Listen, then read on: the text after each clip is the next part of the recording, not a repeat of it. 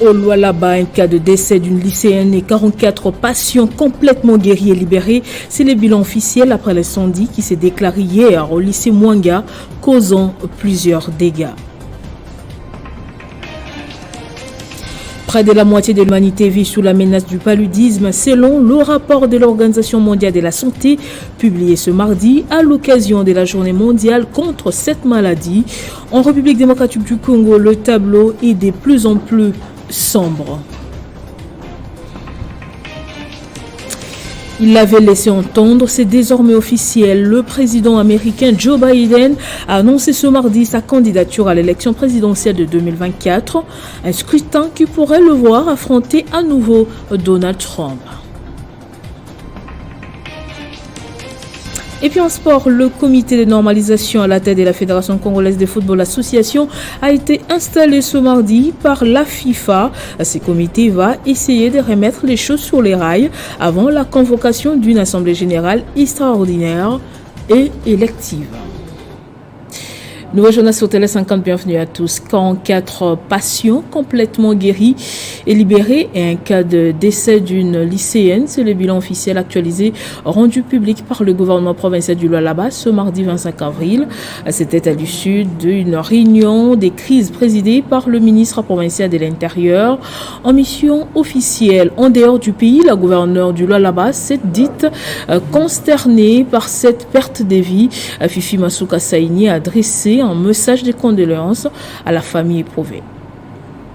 Comme promis à l'opinion nationale et internationale, le gouvernement provincial du Lualaba est revenu avec une nouvelle communication sur l'évolution de la situation des victimes de l'incendie du lycée Mwanga. À l'issue d'une réunion de crise présidée par le ministre provincial de l'Intérieur, ce mardi 25 avril 2023, le ministre provincial de la Santé publique a présenté le bilan actualisé de la situation d'hospitalisation des victimes après le tour de toutes les structures sanitaires où elles sont internées. La situation au niveau des structures sanitaires se présente comme suit.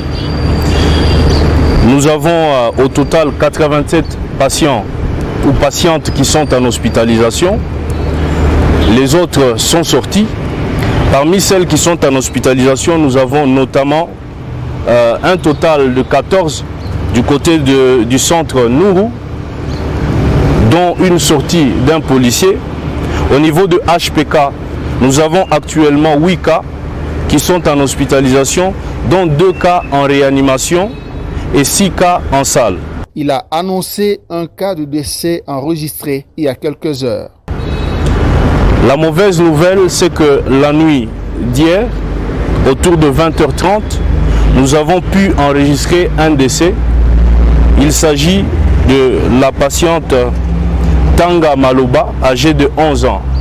Sur les 132 cas, 44 se sont complètement rétablis et ont été libérés. En mission officielle en dehors du pays, la gouverneure Masuka suit de très près la situation. C'est pourquoi elle met tous les moyens matériels et financiers conséquents pour que les patients recouvrent le plus vite possible la bonne santé. Affectée par la perte de vie de la lycéenne lualabaise Tanga Maloba, Marie-Thérèse Masuka Saini adresse un message de condoléances à la famille éprouvée.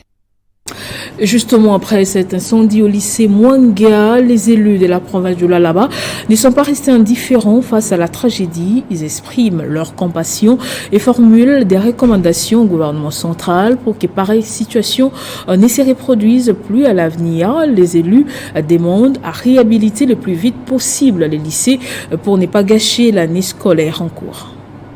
Faisant suite à l'incendie qui s'est déclaré au lycée Mwanga, dans la ville de Kolwezi, les députés nationaux de cette province se sont réunis afin d'examiner cette situation malheureuse. Les élus de Lualaba expriment toute leur compassion aux élèves, aux corps enseignants, au personnel administratif d'appoint, victimes de cette tragédie ainsi qu'à leurs parents et à toute la population de Lualaba.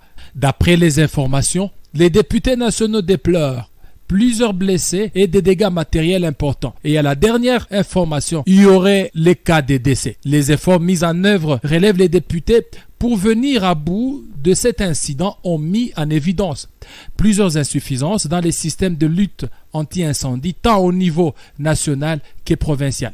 Pour éviter que pareille situation ne se reproduise dans l'avenir, les caucus des députés nationaux élus de cette province formulent quelques recommandations. Diligenter une enquête sans complaisance pour identifier la source de l'incendie et établir les responsabilités. Publier les conclusions de cette enquête dans les plus brefs délais afin de fixer l'opinion sur les bilans définitifs et le caucus réel de l'incendie.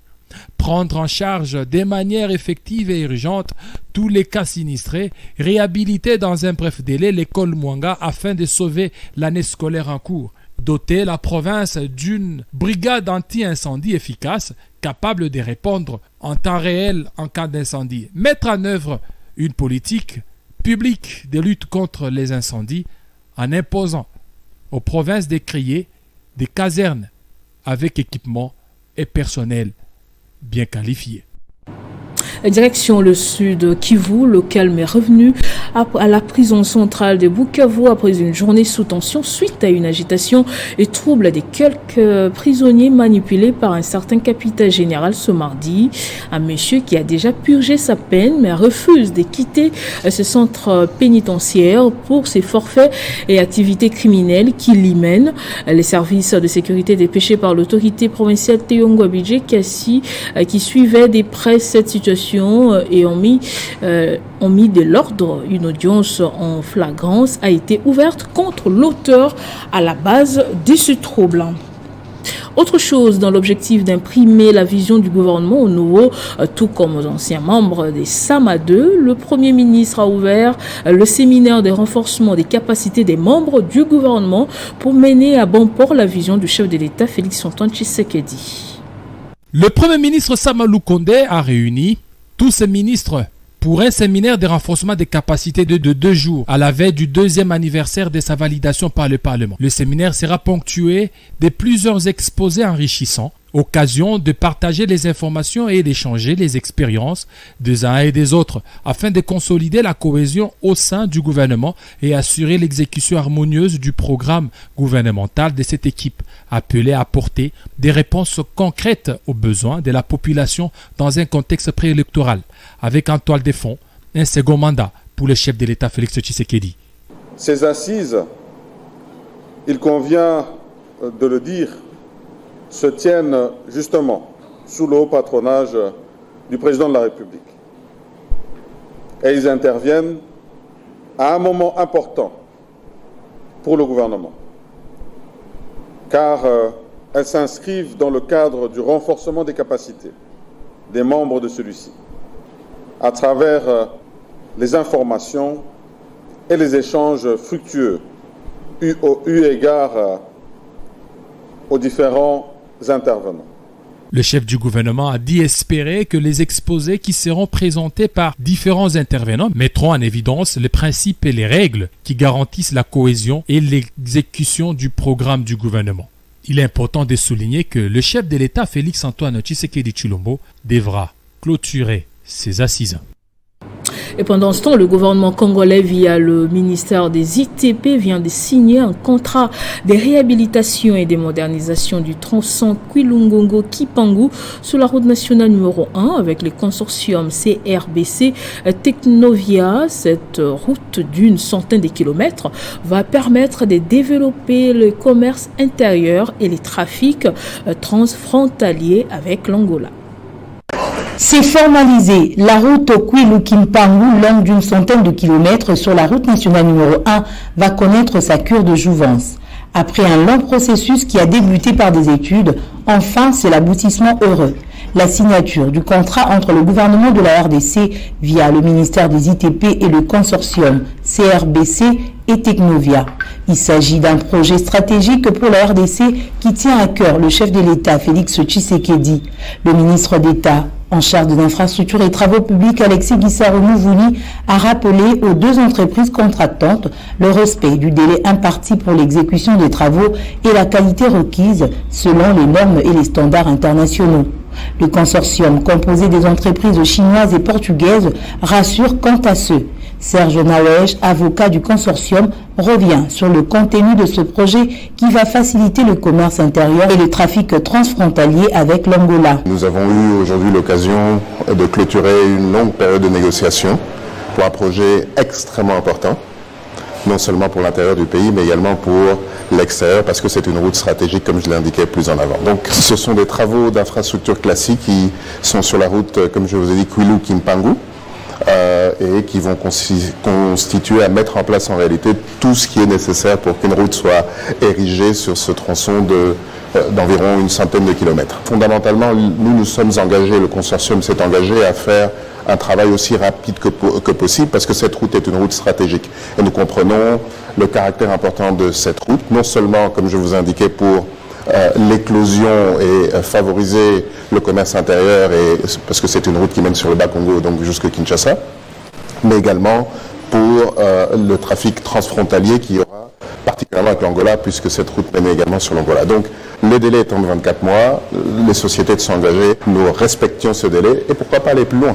Ce contrat consiste à réhabiliter et à moderniser la route à l'angle de la bifurcation de la route nationale numéro 1 de Kwilu-Ngongo à Kimpangu d'une centaine de kilomètres, les voiries de Kwilu-Ngongo 8 km et celles de Mbanza-Ngongo 8 km, ainsi que les infrastructures frontalières à Kimpangu et connexes. Je le disais au sommaire, l'humanité a célébré ce mardi la journée mondiale de lutte contre le paludisme. Selon l'Organisation mondiale de la santé, près de la moitié de l'humanité vit sous menace de cette maladie. En République démocratique du Congo, le paludisme est la première cause de consultation, d'hospitalisation et de décès chez les enfants de moins de 5 ans. Et face à ce tableau sombre, le Programme national de lutte contre le paludisme et ses partenaires multiplient les stratégies pour renverser la tendance. Le paludisme tue et continue à tuer en Afrique. Selon le Programme national de lutte contre le paludisme, l'on a recensé 22 millions de cas en 2022. Cette pathologie demeure donc la première cause de mortalité en RDC. Parmi les principales victimes de la malaria, on trouve les femmes enceintes et les enfants de moins de 5 ans. Fanny Mavitidi est admise à l'hôpital général de référence de Mbumbu depuis près d'une semaine. Son nourrisson de 8 mois souffre du paludisme et elle est soignée dans cette formation médicale. Elle avait la malaria en plus. Elle avait fait une crise. Grâce à Dieu et les traitements reçus de médecins, l'enfant se porte bien. Parce qu'elle ne mangeait pas, ne tétait pas, mais aujourd'hui, elle les fait normalement. Elle ne fait plus de fièvre. Il y a un grand changement. Dans cet hôpital, 90% d'examens réalisés en pédiatrie confirment le paludisme et la prise en charge s'est faite selon un protocole bien déterminé. Dr Delphin Makembo est médecin généraliste. Il déplore tout de même que la majorité de patients arrivent au stade avancé de la maladie.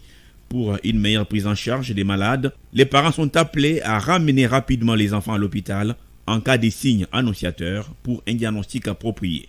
Au PNLP, on constate l'identification de cette pathologie et son maintien comme première cause de mortalité au pays. Pour faire face à ces fléaux, le monde célèbre le 25 avril de chaque année une journée de lutte contre le paludisme. Cette année, le thème choisi est « Il est temps de parvenir à 0 cas de paludisme, investir, innover et mettre en œuvre ». Les gouvernements et ses partenaires multiplient des stratégies pour réduire l'incidence de la malaria. Il y a encore 10 chemins à parcourir. Et puis ce meurtre de Fabrice Fwamba au Kasaï central, le président fédéral du parti politique en vol du député national Deli Sesanga a été abattu plutôt ce mardi aux petites heures dans la cité de Luisa, à fief électoral de Sesanga. Cette information est confirmée notamment par le ministre de l'Intérieur de cette province, Antoine Kaloulambi, d'où la sortie médiatique de Deli Sesanga. On l'écoute au micro de Jean-David Kilolo. Les libéraux que nous sommes aujourd'hui en deuil. En deuil d'un de nos combattants, d'un de nos compagnons qui nous a accompagnés au cours de toutes ces années dans la lutte pour la démocratie dans notre pays. Monsieur Fabrice Fwamba, parce que c'est de lui qu'il s'agit, président de l'envol au niveau du territoire de Luisa, a été assassiné ce matin, en plein jour. Ce père de famille d'une 50aine d'années, engagé à mes côtés depuis plus de 20 ans, acteur de développement et de la jeunesse dans les territoires de Luisa, paye aujourd'hui le prix de son engagement, le refus de la compromission avec un pouvoir qu'ils jugeaient décadent, une résistance à la dictature dans un contexte où on voulait imposer, où on veut toujours imposer une sorte de pensée unique. Hélas, ce matin, ces défenseurs de notre projet de la refondation du Congo a été sauvagement et lâchement abattu. Ces meurtriers ou son meurtrier a été appréhendé par les services de la police. Les premiers éléments donnent à indiquer que M. Fabrice Fwamba a été ainsi victime de ses opinions, de l'intolérance politique que l'on a érigée aujourd'hui en système. Cette pratique, j'entends le dire haut et fort, ne va jamais décourager ni l'envol notre parti de poursuivre ce combat contre un système désormais dictatorial et dont on connaît les visages, ni à poursuivre les ambitions que nous portons pour une alternance politique en 2023 parce que notre peuple le mérite. Unis comme un seul homme, les cadres et agents de l'autorité de régulation de la sous-traitance dans le secteur privé ont, dans un mémo adressé ce mardi au chef de l'État et à l'opinion nationale, refuté toutes les allégations mensongères qui ne les concernent pas, distillées dans la presse et les réseaux sociaux contre la direction générale tenue par M. Miguel Katem Kachal. Face aux accusations mensongères diffusées dans les réseaux sociaux et sur certains médias, les agents et cadres ont finalement pris l'initiative de réagir par rapport aux propos qu'on leur attribue malencontreusement par un clan minoritaire lié à l'ancien système qui se sent menacé par le contrôle qui arrive bientôt et qui sera certainement démasqué, et plusieurs réseaux mafieux dans lesquels ils sont impliqués et leurs intérêts seront réellement menacés au bénéfice de la population congolaise. Ces cadres et agents sont montés au créneau pour dire non à la campagne Katem Kachal Bashing qui vise à salir l'image du nouveau directeur général qui fait ses preuves à la tête de cet établissement public.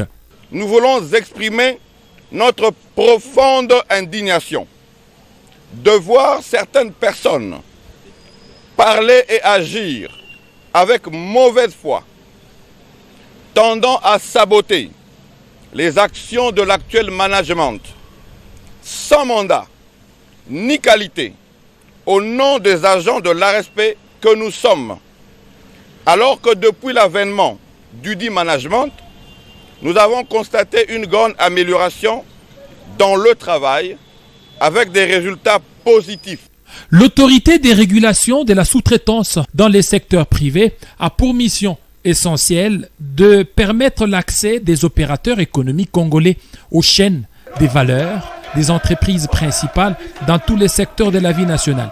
Et en accomplissant cette mission essentielle, l'ARSP permet de rendre compétitives les petites et moyennes entreprises congolaises, de promouvoir la main-d'œuvre nationale, mais aussi et surtout de créer une classe moyenne congolaise. Et puis à l'Équateur, le dirigeant de l'Institut supérieur technique médical Mbandaka dément le prétendu trouble des étudiants dû au manque des auditoires. Encore ces derniers, les étudiants n'ont pas manifesté contre l'insuffisance des auditoires, mais il y a eu plutôt incompréhension et intolérance entre les étudiants de 3e graduat hospitalière et ceux de la 2e licence soins généraux pour occuper la salle de la promotion le matin alors qu'il y avait eu un changement.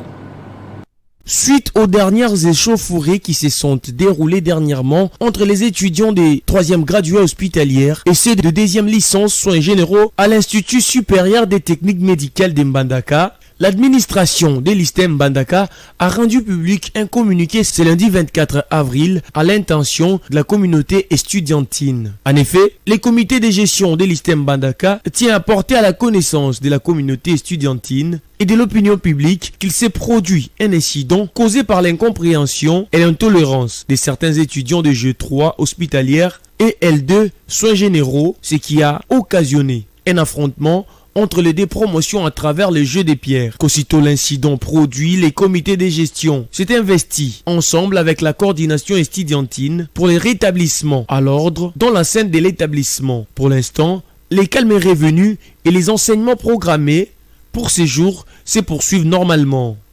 Les comités de gestion rappellent aux étudiants de régler leurs différends par voie de dialogue et de respecter les patrimoines d'établissement. En effet, Ceux qui se sont rendus responsables des actes produits ces jours seront sanctionnés conformément aux textes légaux et réglementaires réagissant l'enseignement supérieur et universitaire. Un communiqué signé par Ioku Likomo Jean-Paul, secrétaire général administratif. Et dans le Haut-Katanga, la société de transport Classic Coach a repris ces 2 bus interceptés par la brigade antifraude la semaine dernière. On les soupçonnait de transporter illégalement des minerais, sauf que les enquêtes ont permis de complètement dédouaner l'entreprise et les autorités compétentes ont tranché en faveur de celle-ci. Commentaire de Gaëtan Kobaborandi. L'info avait fait la une des médias régionaux du Haut-Katanga, voire nationaux. L'interception de 2 bus de la société de transport Classic Coach le 20 avril dernier par la brigade antifraude qui les accusait de faciliter le transport illicite des minerais. Les 2 engins avaient été présentés le même jour au ministre provincial de l'Intérieur, mais après enquête, il s'est avéré qu'il n'en était pas question. Les 2 bus immatriculés 1492 AB04 pour le premier et 0060 AS05 pour le deuxième ont tous été remis en circulation 4 jours plus tard et l'entreprise Classic Coach dédouanée. Les 2 bus immatriculés 1492 AB04 pour le premier et 0060 AS05 pour le deuxième ont tous été remis en circulation 4 jours plus tard et l'entreprise Classic Coach dédouanée. Maître Jacques Mukonga Sefou, avocat conseil de Classic Coach, s'est félicité de ce dénouement heureux et a remercié les autorités provinciales pour avoir entendu les moyens de la défense. Ici, le premier propos est d'abord de remercier les autorités provinciales et en l'occurrence le ministre lui-même parce qu'il a eu une oreille attentive pour entendre les moyens de défense de Classic Coach, parce que vous aurez remarqué que le jour où les bus avaient été présentés à l'autorité, Classic Coach n'était pas là. Donc il fallait un certain nombre d'éclaircissements à l'attention de l'autorité. Dans les médias, la société de transport avait fait les frais d'un traitement moins tendre des journalistes et d'internautes. Pourtant, Classic Coach est reconnu comme une entreprise de transport routier en Afrique centrale et en Afrique de l'Est, particulièrement en RDC. Et puis un mot de religion, Monseigneur Jérôme Wilambwe Simba, archevêque de l'Église catholique libre d'Afrique, Grand Katanga, a 15 ans d'épiscopat. Et pour célébrer cet événement, une grande messe d'action des grâces a été organisée à Lubumbashi le dimanche dernier. À l'occasion, des nouveaux clergés ont été consacrés. La cathédrale Regina Coeli a accueilli des milliers de fidèles et des invités pour une messe d'action des grâces à l'occasion du 14e anniversaire de l'épiscopat de Monseigneur Jérôme Wilambwe Simba, archevêque de l'Église catholique libre d'Afrique dans le Grand Katanga, en présence de l'évêque de Sakania, du vicaire général, de prêtres, des diacres et des diaconesses. Les chrétiens ont prié en faveur du chef de l'État, Félix-Antoine Tshisekedi Tshilombo, et en faveur de la paix dans l'Est de la RDC. Ils ont également recommandé à Dieu les élections de la fin de cette année.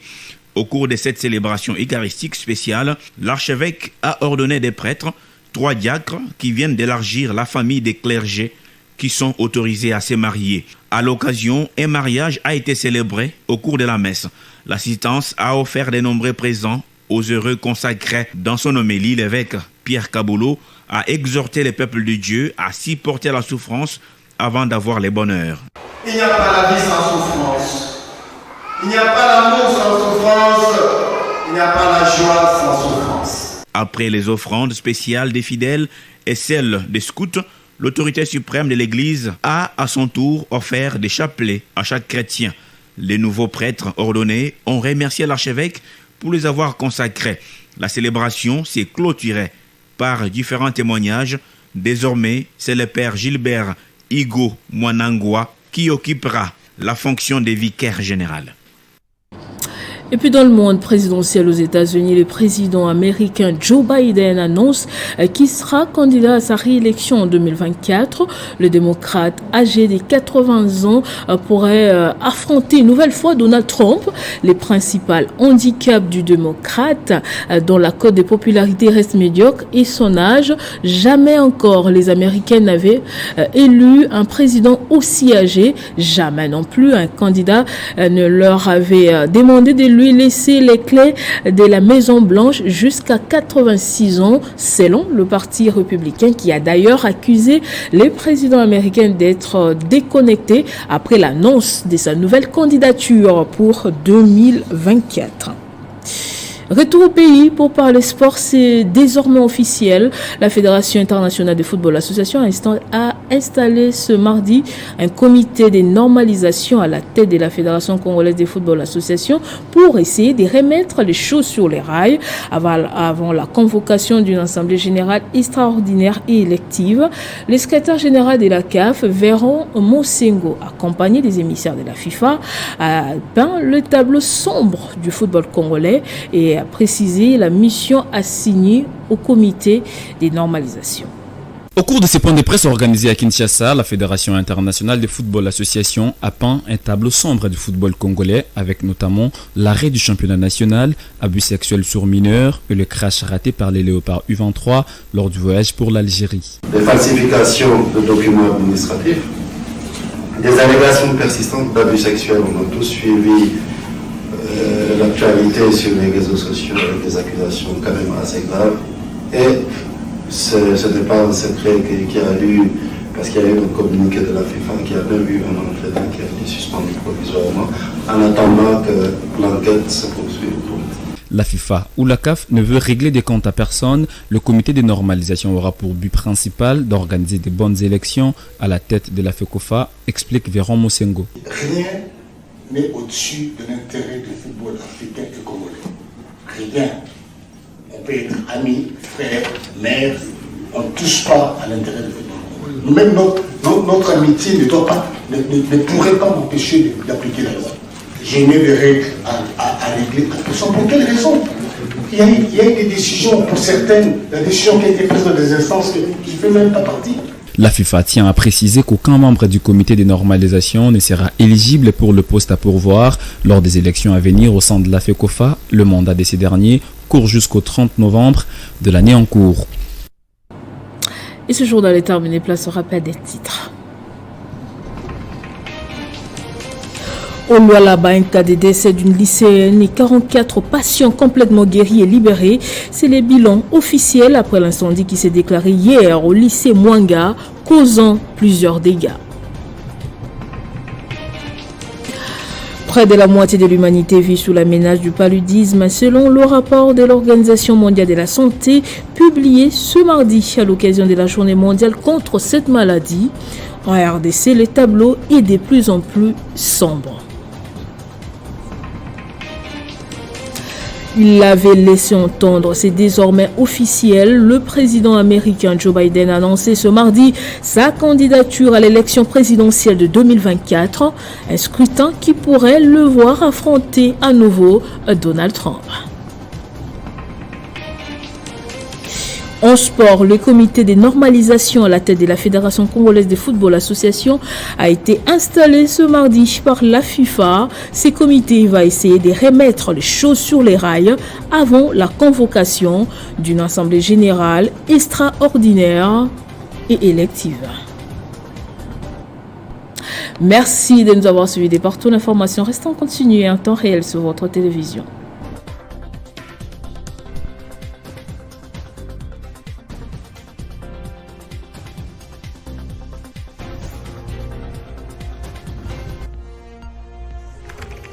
L'actualité reste en continu.